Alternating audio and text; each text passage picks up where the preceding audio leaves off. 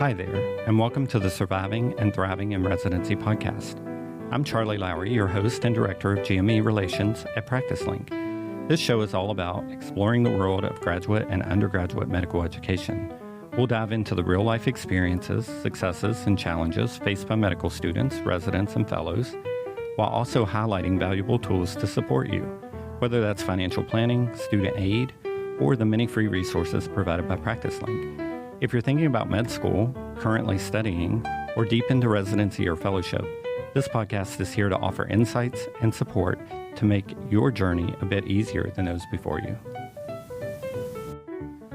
Today's guest brings a perspective we haven't explored deeply yet on this show, and I think it's incredibly relevant to where medicine is headed. I'm joined by Deborah Mitchell, an Emmy-nominated TV producer, video marketing strategist, and AI consultant with decades of experience shaping powerful stories that inform, inspire, and build authority. Deborah's career spans co-hosting the Geraldo talk show alongside Geraldo Rivera, producing for CBS News, and serving as executive producer of Women and Children First on America's Health Network, a national health-focused TV channel broadcasting from Universal Studios. Throughout her career, Deborah has worked in high-pressure environments with clarity, confidence, and communication weren't optional, they were essential. Today, through her company, DMMA, and her video visibility method, Deborah helps professionals, including physicians and healthcare leaders, use videos, storytelling, and AI tools to communicate clearly, build trust, and show up confidently without burning out or overthinking. And if you're a medical student or resident listening, you might be thinking, what does this have to do with me? And the answer is everything: advocacy, career growth, and even how you present yourself for fellowship, jobs, or future leadership roles. Deborah, welcome to the podcast. It's great to have you here. Thank you for having me, Charlie. I really appreciate it. And looking forward to our conversation too. Yeah, of course. So to kick it off, you've had an incredible career in television and media. Can you take us back a little bit to the beginning and what first drew you to storytelling and producing? Oh, well, it goes way back. As a kid, I used to love to write and I used to love to take photographs. And so I saw myself, I hoped to be a photojournalist. I saw myself traveling the world, writing stories and taking pictures. But when I was in college, I did an internship at a television station and I fell automatically in love with the process. I loved the fact that we could sit down, talk about ideas that we thought our audience would be interested in, and then find the guests to tell the story and put them on air, and it could reach millions of people. It was just fascinating. So that transition or that spark hit when I was in college. And I decided that's what I wanted to do. I wanted to be a producer. And I actually followed that path, and thank goodness it worked out. I was able to start at a small magazine show, and then I went to work with Geraldo Rivera, as you talked about, early on in my career. I worked with him for the run of his talk show. So for those of us who grew up during the 80s into the 90s, talk shows were the thing, and he was one of the top talk shows. So we had a great time telling stories, which were people considered controversial at the time, but today it's regular TV, it's reality TV. But we found people who had stories to tell. And I always say everybody has a story to tell.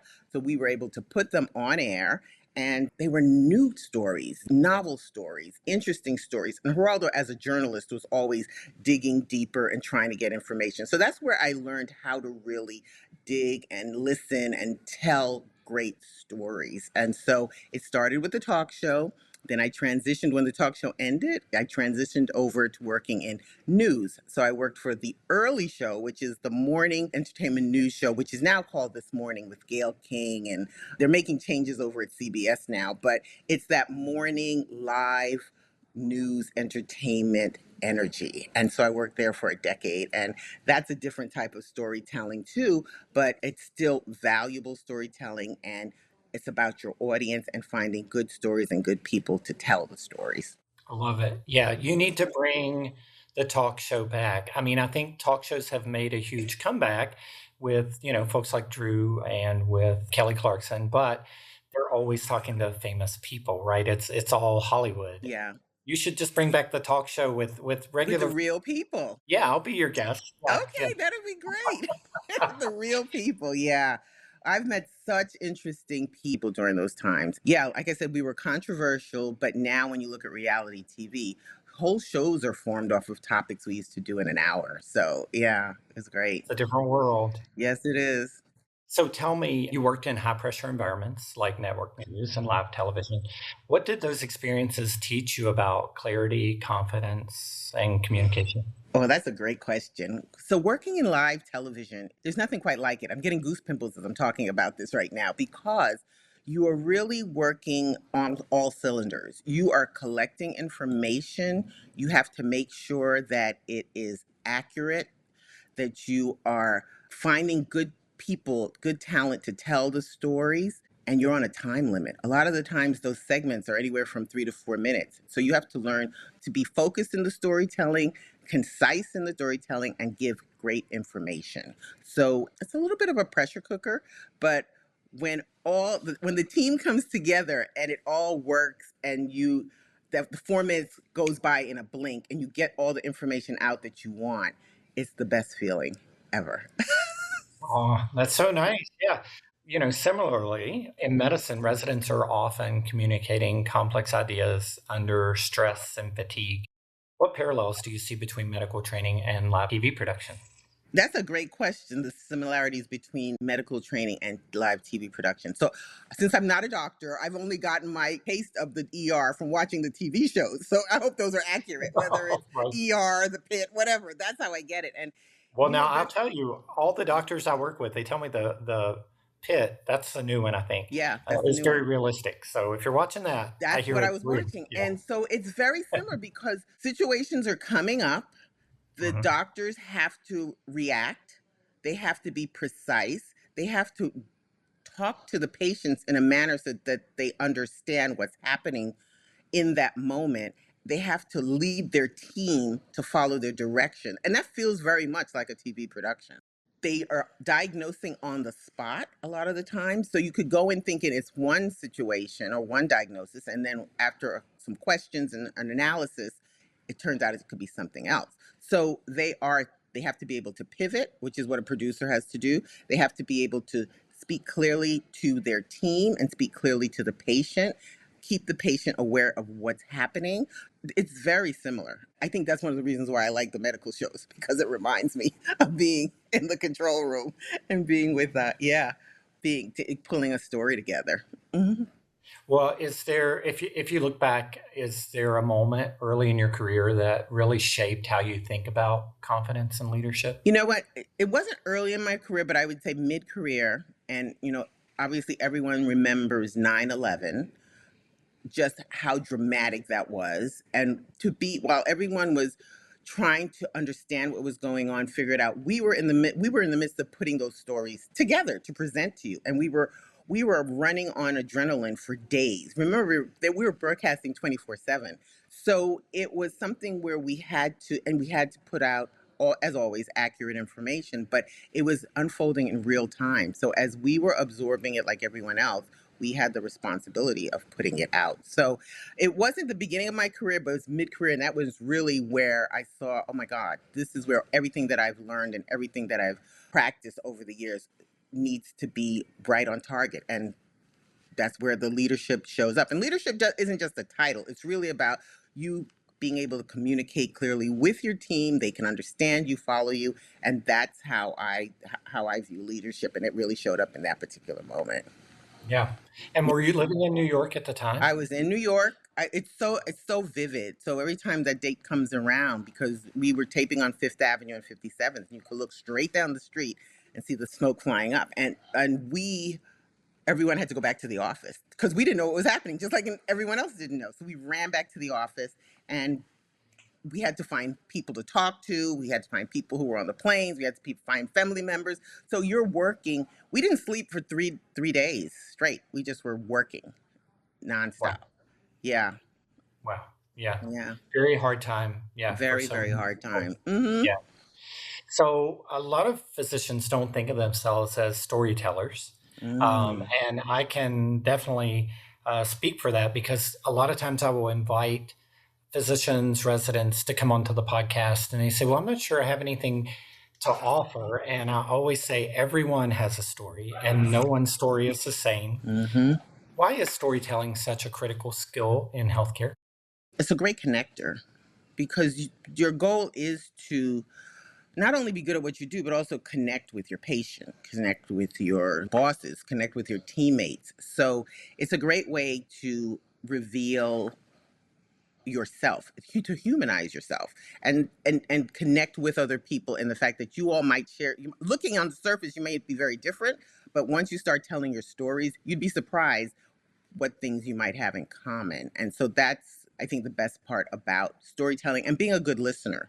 Not only you telling your stories, but also listening to other people's stories and asking questions and just probing a little. And so even when you're doing that with your patients, because a lot of times the patients come in and they're meeting the doctor for the first time and they know nothing. So that's why I encourage doctors to create video content, because tell your story, put it online. And that way, if a patient is coming in to see you or considering or looking for a doctor, they can look you up online and learn a little bit more about you. So then you're walking into a warm room with this new patient. So that makes a big difference, a cold room versus a warm room. So I encourage, and I was telling you earlier, that's how I chose my latest surgeon. He had a video up and he was talking about having COVID during 2020 and how it changed him. And I was mesmerized. And he said, it's made him a better doctor. And I said, this is the doctor for me. Yeah. Did you know PracticeLink, the nation's most trusted physician recruitment resource, now offers PracticeLink Pro Marketing? PracticeLink Pro Marketing is a brand new, powerful recruitment sourcing solution built just for healthcare organizations. With custom strategies, targeted reach, and data-driven results, PracticeLink Pro Marketing helps you attract top-tier candidates and fill hard-to-reach roles faster. Ready to elevate your recruitment game? Visit PracticeLink.com and schedule your free consultation today. I love that social media presence of these physicians from all generations of physicians are using social media quite a bit. Yeah. And I love that. I think that's incredible. I talked to a guest the other day who's a practicing physician who documented a lot of her struggles through medical school and residency Mm-hmm. on social media platforms, and very well received because a lot of people don't want to talk about their troubles. Yeah. So I think it's a great way to really get the word out there and help other people, a lot of other people. I agree. The humanizing factor. I The definitely, humanizing factor. yeah. So document it. Yeah. Document it, put it out there. And people say, okay, she's like me. I'm experiencing this too. And you start to grow a community and find people who want to reach out to you and relate to you. Yes. How about for residents who feel overwhelmed just trying to get through the day? Mm-hmm. What's one small shift they can make to communicate more clearly and confidently? Oh, one small shift. I would say one small shift for a resident who has a very busy schedule, because that's one of the complaints that my clients have. They're busy, or they're camera shy, or they don't know what to say. They don't know what content to put out. So I would say shoot a 60 to 90-second video and answer a question. So the question could be, the reason I chose this specialty is because. Mhm. Okay. Then you can, or you could say, one of the things that makes my practice or my method of relating to my patients different is. So that you can talk for 90 seconds about that. And that's a way to give a little information about you, and you post it. Yep. So you've helped people explain complex topics for decades. Hmm. What mistakes do professionals commonly make when they overcomplicate their message? I think one of the mistakes that people make in overcomplicating their message is that they speak over their audience's head. I think you should present the message in as simplest form to your audience. And I think doctors are great, but they can get very technical. And that's not, that's not, and lawyers do the same thing. That's not what your audience needs. So you need to figure out, how can you give the message in a form, a way that your audience can understand it. Keep it simple. Keep it simple. And remember, think about the audience. Who's your target audience? Who is this message for? And cater that message to the audience in the simplest form. Yep. So let's talk a little bit about the video, VIDEO, Oh, yes. what that means in simple terms. I formed that framework off of what I just talked to you about, in which I said that people were, the common complaint that I was hearing, or the pain points from my audience, included they didn't understand why they needed video. So the V stands for visibility. You know, you have a brand, you have a practice. Who knows about you? Who do you want to know about you? So that goes back to figuring out who your target audience is and why they should know about you. Why is very simple. You want people, that's how you're going to build your community. That's how you're going to get your name out there for whatever reason. Decide what your why is. Are you creating it to educate your audience? Are you creating it because you want to get a job? Are you creating it because you want to have more speaking opportunities? What's the reason for your creating it, and who's the audience that you're creating it for? So that's the visibility part. Video gives you visibility. Hopefully, you will have a YouTube channel and you can post it. YouTube is the second most searched engine. And you've heard of YouTube University. When people are looking for something, they're going to Google it and look for it on YouTube. So why not have your specialty, your video come up in the search? So I encourage everyone to have a YouTube channel. Then we have the I. The I is the intent. And I talked a little bit about that as far as you want to attract a certain audience. So again, what is your intent in creating the video? Do you want it to be an educational video? Do you want it to be an entertaining video? Do you want it to be personal? So figure out what your intent as to why you want to. I think educating your patients is a good, especially for the doctors. Educating your patient is a great form of content. So I should definitely think you should do that. D is for delivery. How are you going to present the information? Maybe you want to have a podcast similar to this, long form video, where you can spend 30 minutes. You can talk by yourself. You can invite a guest to be on the show. And once you have that video, you can repurpose it for other things. But you have to figure out how you want to deliver it. And don't become paralyzed by the delivery and presentation. People want to be perfect on video. No need to worry about that, because you'll have analysis paralysis if you try to be perfect. It's okay to not be perfect, and you can practice on tape, do it a couple of times until you get it right, until you get it the way you want it to be. Okay. So then there's E. So E is engagement, and that's where you are going to post the video. Hopefully your community is watching and you're attracting an audience. And if they're responding to you, then you respond to them. It's a give and take. It's not just putting up the video and letting it sit there. You're going to put up a video and give information. Your audience hopefully will respond or have questions for you. That's your chance to start to engage with them so that they can see you are real. You are actually involved and they're getting to know you. So again, people want to be around and do business and associate with people they know, like, and trust. And the whole purpose, that's what video does. It builds that kind of relationship. I like to tell people it's kind of like dating. You meet the person and then you want to warm them up a little bit. So you put a video out there, and again, you're warming up the room. So that was E that we just did. So O. So O is where you optimize the video that you shoot and optimize the content. So if you're shooting long form video, like I just said, if you have the podcast, you can repurpose it. And that's where the different tools come in, the AI tools come in. You can repurpose it and cut it into shorter clips of video so that you can post it in different ways, whether you're posting it on your social media, maybe you have a newsletter, maybe you have a website. I really encourage everyone to have a website, because I know when I'm looking for someone, the first thing I look for is their website. What are they offering? So have a website, put some video on your website, and that's a great way to optimize the video that you're shooting.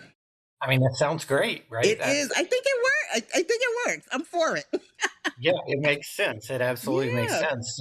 So you speak a little bit about AI. Of course, that's very intimidating for a lot of folks out there, especially in healthcare. How do you help professionals use AI as a tool rather than something that they fear? I have fallen in love with AI. At first, I was a little skeptical. I think everybody, yeah, I'm the same. And it's about learning how to use it. It's not going to replace you. Okay, some jobs will be replaced, but it can make things so much easier for you. It automates so many things. It saves time. It's a time saver. It's a great time saver. It's a great Mhm, research assistant. It's so and okay, so great example is someone will say to me, I don't know what to talk about. I said, okay, so let's do this. Let's put in AI that you are a, let's say, cardiovascular surgeon.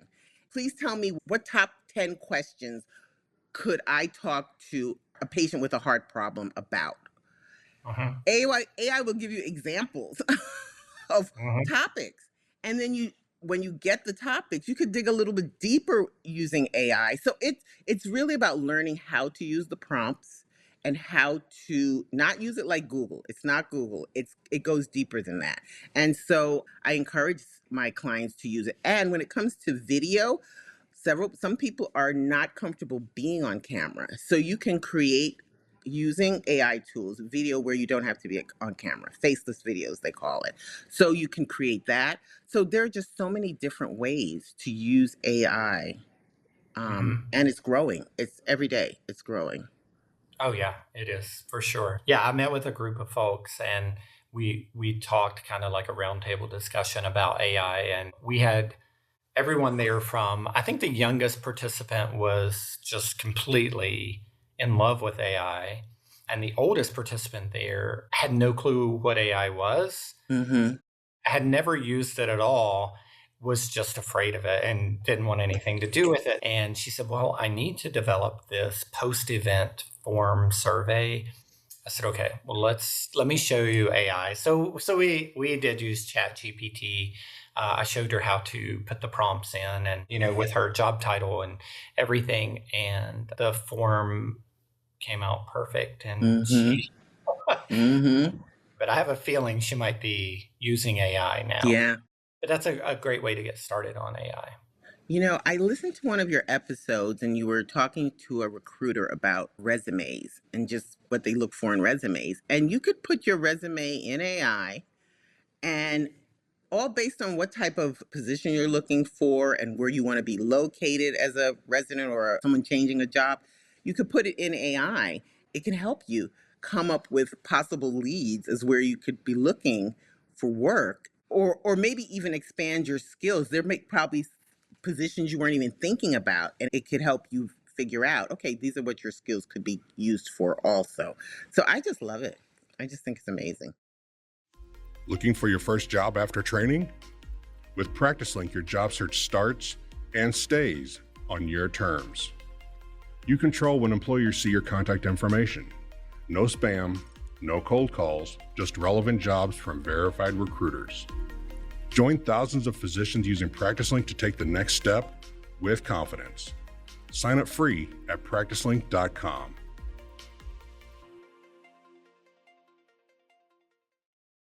Residents and fellows out there, where can video actually help? Education, advocacy, leadership, career development. What's your thought on that? Oh, all of the above. I think all of those are great. Yeah, it can be great educating tool for or resource, I should say, for patients because I just talked about having something online so that patients can find you when they Google you or your area of expertise. Advocacy, if there's some type of organization or group that you are affiliated with and you are passionate about, you can be the spokesperson or use that as something to, again, get to know, share that part of your work and put that out there. Mhm. And for leadership, yes, leadership, it's you establishing yourself with your team as far as learning or giving information so that your team can see clearly and understand clearly what you need and you can break down the steps using the video. What are some myths people believe about being good on camera that you would like to debunk? Oh, that's a great one. What are the myths to be good on camera? Okay, so I spoke about this earlier. So, one of the biggest myths is that you need to be perfect. Not Mhm, everybody is a natural on camera. So, it's mhm, okay not to be perfect. I would suggest that you practice. And if you still don't feel comfortable after practicing, try faceless videos because that's another option. I had someone tell me, okay, they would try faceless video, but they don't like their voice. I said, okay. So you also have an AI tool to help you with your voice. Maybe you want to use someone else's voice. Mhm. So you can also use that option. So I really do believe that people just struggle with being perfect on camera, and you don't need to be perfect. Yeah. If a resident wants to start creating professional video content but only had 10 minutes a week, what would you recommend? I'm going to go back to that question you asked about the biggest myth because it ties into this question. People feel that they need to have a lot of expensive equipment to create video, Oh, that's true. Yeah. and you don't. The smartphones today they're pretty sophisticated. So your smartphone is just as good. You don't have to spend a lot of money on equipment. So that's another myth. So that ties into this question now where you're asking about what in that 10 minutes what they can use. In that 10 minutes, they can use that phone and find a nice corner with good lighting because that's important, good Mhm. audio. People will tolerate bad video but not bad audio. So make sure your audio is good. You can invest in a little clip-on mic, maybe $100 clip-on mic, and first decide, have a plan, the strategy, and then you post. So the plan is, who do you want the video to target? What topic do you want to talk about? Take 2 minutes, shoot a 90-second video and post it. And so I would say that's how you use your 10 minutes. You should be able to post in 10 minutes, you might be able to post or record 5 videos. So use those 5 videos, post one a day. You need to be consistent when you're creating video. To post it and then walk away and disappear offline is not good. You're trying to build a community. And if you start posting regularly, people will begin to expect to see you. So you got to be consistent. So be consistent. And that's the great way to get started and use your 10 minutes. You've coached executives and professionals. What helps people move past the fear of being visible? What helps people move past the fear of being visible? Once they see the results. I think people, once they start the process and actually see the results, they start to feel more comfortable. There's nothing quite like someone saying, "Oh, I just saw what you talked about and you were right. You were right. I agree with you." So, you just got to get started. And then you start to see the people coming and they're commenting, they're talking to you, they're recognizing you. The funny thing about being online is you will get recognized. And, oh, this is the great part, which I don't want to bury the lead, but TV producers are now using online video as a way to locate guests for shows. Because back in the day, we used to just, without video, we were just working the phone books and publicists were calling us. But now people are online and everybody's on their phone looking at video. So if you're putting out video out and you're saying something and you look good on camera and you're articulate and you look like you could be a guest on a show, a producer is going to find you, which I think is amazing. One of my great joys as a producer is being able, what I used to do is walk into a room and I'd meet someone, I'd start talking to them, and I say, this guy would be a great guest. And then I could go back the next day and pitch him for a show because I just saw it. So now what I'm doing is when I'm watching the videos online, I know, I say, this is a good guest. And so that's just the icing on the cake as far as getting the opportunity to put yourself out there and then being discovered by a show where you are going to get a bigger audience. And yeah, it pays off. Yeah, I think it fascinates me, the online presence. I saw the other day where a high school group is just absolutely set on getting Michelle Obama to speak at their graduation, Hmm. and they have created all of this content consistently, and they've gained such a following. And she actually last week, I think she Oh, commented that's great. and told them something great is coming. Hmm. It's amazing what really you can do if you're persistent and you keep up with your online presence. I love to, when I speak to groups, I love to ask them, if I gave you the opportunity to be on the Today Show for 3 minutes, how many people would take it? And so many people would raise their hands. It's like, okay, the chances Mhm. of you getting on the Today are on the Today Show, very small. However, don't wait to be on their stage. Create your own stage. That's what you do Sure. with online video. You create your own stage, and then those other shows will find you. So I love that. So, how do you help clients stop overthinking and start showing up? Oh, you know what? It's having a conversation with them. That first onboarding conversation, it's just us talking, and I get a sense of what their fears are, what they struggle with, and it's listening to what would be the best fit for them. I help them figure out what's the best fit for them. So it's again talking to them, and so that first call, I offer people consultation calls and 30-minute calls, and we can just start talking, and I can get a sense of their history, what they've done. Some people have never been on television. Some people have never been Mhm. on. What's their fear? What are their fears? And then my role is to solve the problem, solve that. I love it. What advice would you give to residents who feel like they need to wait until they're done training before finding their voice? And this kind of goes back to, me mentioning the That's what I was just guests. about to say. That's what I'm about. Take us on your journey, because that is your story. So you're building your story. You're taking us along on your journey to the next stage of your career. So show us the gritty stuff. Show us the stuff that is we have no idea what it's like to train. So take us on the training with you. And that's how it works. And we become invested within you as a result of it. So Yeah, take us along. Show us the good, the ugly, everything. Mm-hmm. I love it. Yeah. I love it. And I think that, sometimes the more vulnerable you are, the more people out there connect with you because maybe they aren't ready to share their story or they're Mm-hmm. not vulnerable Right. themselves, but they're experiencing the same thing. And it's just such a good platform to reach out to those folks who don't want to speak out about it themselves. And be authentic. Don't make things up. Don't just to get the attention. Be authentic. You will find your audience, the right person, the right people to follow you when you tell the truth and just show up authentically. So that's really important. Yeah, I think so too. And I think sincerity comes through. Yes, the camera does not lie. Mm-hmm. It doesn't lie, right? Yeah.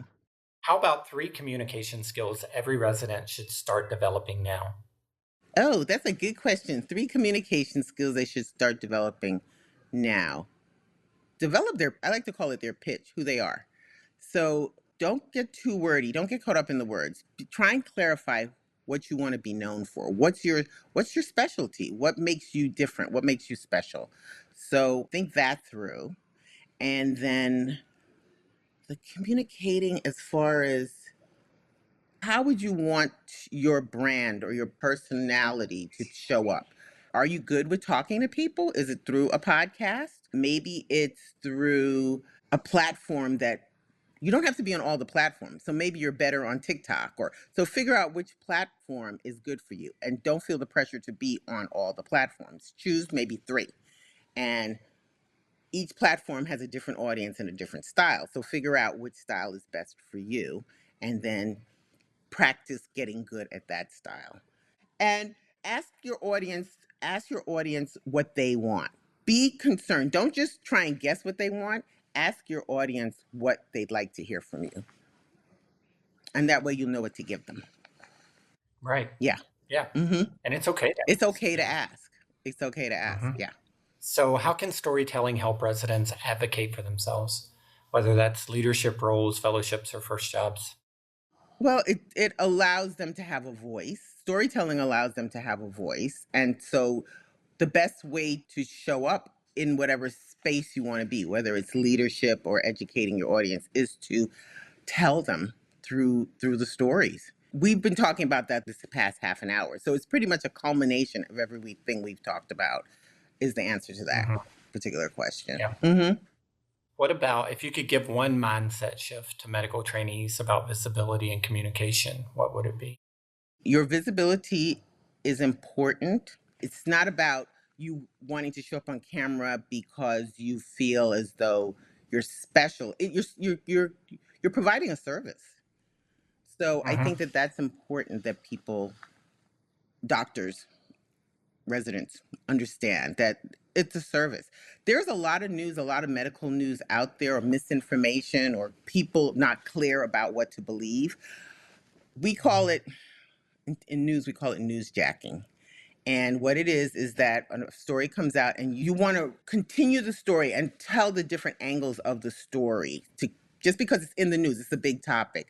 I think that's a great way for doctors. If something comes out in the news that is questionable or can have different angles to it, that's your opportunity to look at that story and get on tape, talk about the story, and give your opinion on it, and what you feel people should know about it. I think that's really a good mindset shift, that you can be involved, especially when it comes to news stories. Tell your story, give your opinion, and that's a great way to start to put your video out. Gotcha. Well, Deborah, this has been such an insightful conversation. Oh, good. You have shown us that storytelling isn't just about being flashy. It's about clarity, confidence, connection. For our listeners, whether you're a medical student, resident, or fellow, today's takeaway is simple. Your voice matters now, not later. Learning how to communicate clearly, confidently, and authentically can elevate your career, your leadership, and your impact on patients.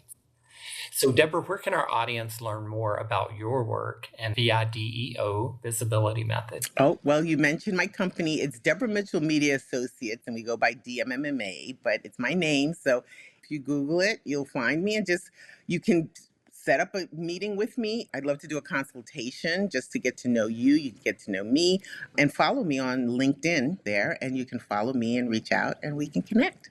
Absolutely. Okay. So I can't thank you enough. I would love to invite you back for another podcast or two. I think that we could probably do an entire podcast on branding. Oh, absolutely. We didn't scratch the surface of that today. We did not. There's so much to talk about. Absolutely. Great. Thank you again for joining us on Surviving and Thriving in Residency. For our listeners, check out practicelink.com for free resources, including the free CV builder, free CV reviews, and more tools to help you confidently find your first job.